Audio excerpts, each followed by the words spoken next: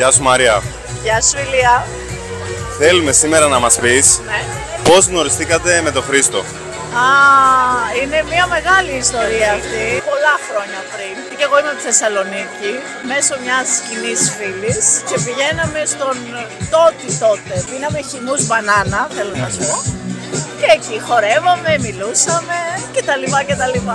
Και λίγο πιο inside τώρα, τι κάνει ο Χρήστος στην καθημερινότητά του, ποιο είναι το χόμπι του. Από αυτό που βλέπω εγώ, που νιώθω και που βλέπουμε όλοι όσοι τον γνωρίζουμε, είναι ότι δημιουργεί ωραίο περιβάλλον για τον εαυτό του και για τους γύρω του και με ό,τι καταπιαστεί το κάνει πράξη και το χόμπι του είναι η δουλειά. Τώρα ήρθε η ώρα να μας πεις γιατί πρέπει να ψηφίσουμε τον Χρήστο Χατζηβασιλείου.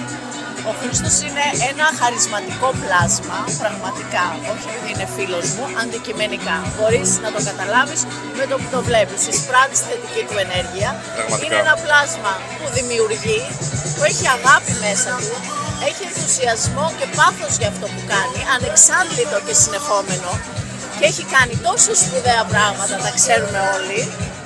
Και είναι σε αυτή τη φάση της ζωής του τόσο έτοιμος και τόσο γεμάτος να δώσει μέσα από την εμπειρία του και την αγάπη του πολύ ωραία πράγματα για την πόλη μας.